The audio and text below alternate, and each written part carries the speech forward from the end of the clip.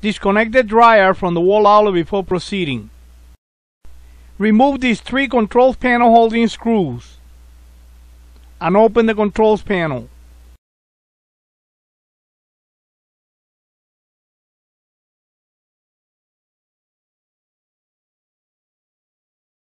You will need to look at the wiring schematic to see what contacts are supposed to be closed inside of the switch.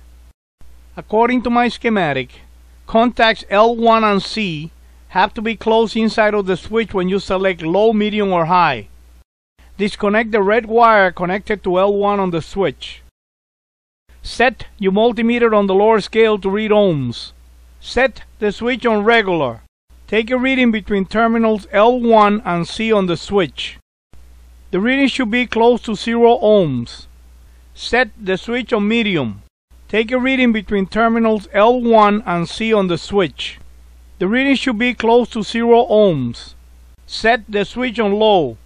Take a reading between terminals L1 and C on the switch. The reading should be close to 0 ohms.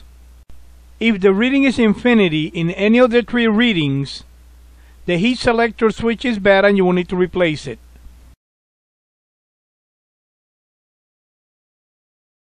Make sure the dryer is disconnected from the wall outlet before proceeding. Remove the knob from the switch. Remove the 3 control panel holding screws and open the controls panel.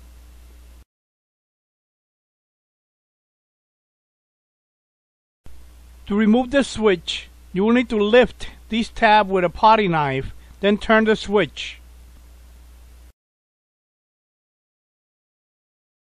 Go ahead and remove the switch, but leave all the wires attached to the switch.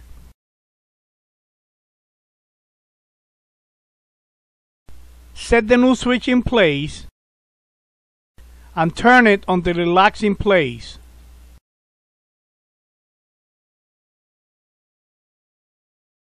Transfer the wires from the old switch to the new switch one by one.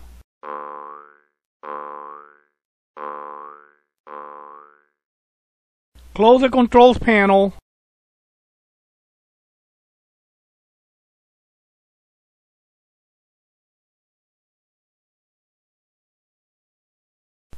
Screw in the 3 screws to hold the controls panel in place.